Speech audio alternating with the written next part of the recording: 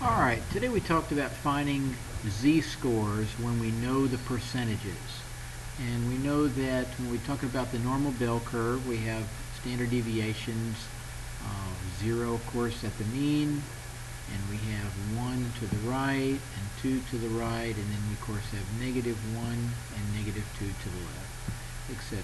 So the z-scores are just numbers that fall in between these, like we might have 1.2, 1.8 over here, we might have -0.8 over here.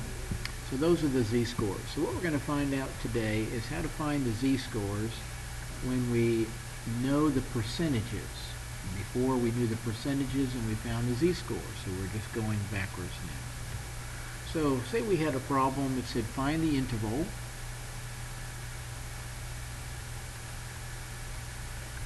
of let's say the middle 40%.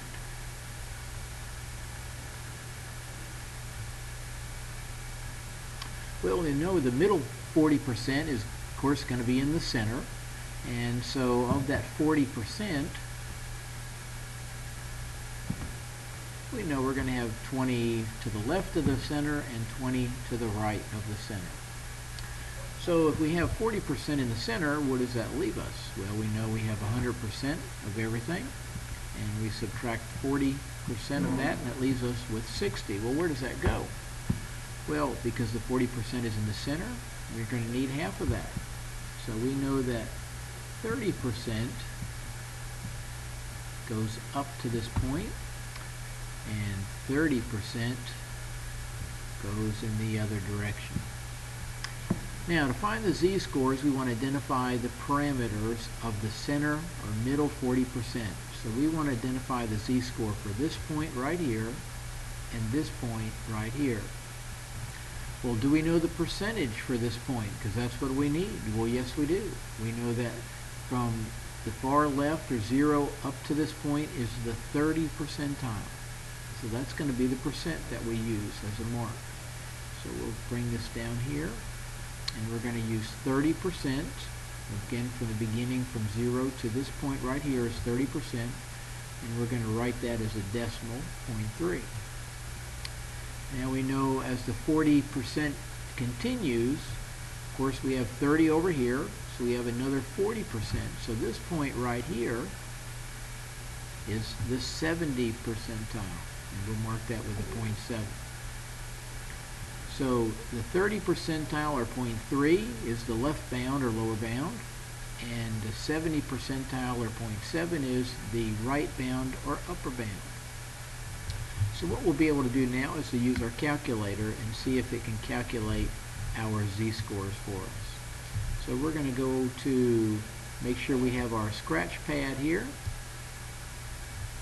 and go over to our catalog button and select inverse norm.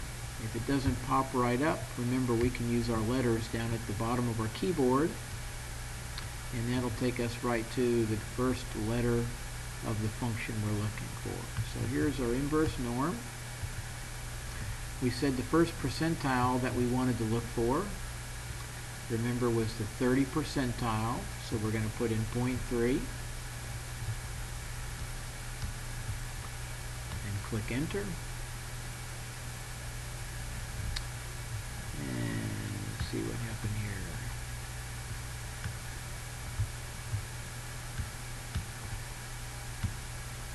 There we go. So 0.3, or the 30 percentile, has a z-score of -0.52. -0.52.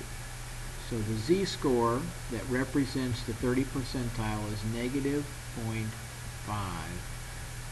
That's the z-score.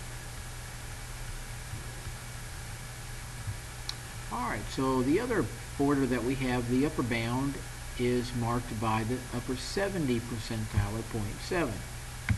So let's go back to our calculator here.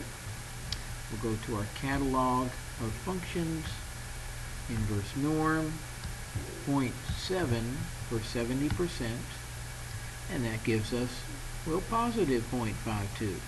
Notice that the numbers are the same, just the signs are different.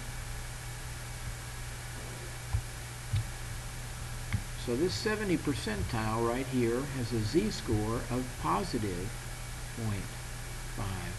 0.52. Well, you might say, why are the numbers the same? Well, remember the percentages that we talked about were the same distance away from the center. So remember, we had standard deviations of 0, 1, 2, 0, -1, -2. So if the distance away from the center is going to be the same, then the z-scores will be the same. The ones to the left will be negative, the ones to the right will be positive. So these are the boundaries of our z-score. So to find our answer, what we're working for is the interval of the middle 40%. And so negative 0.52 is going to be the left bound or less than all z-scores that are less than positive 52. And that would be our answer.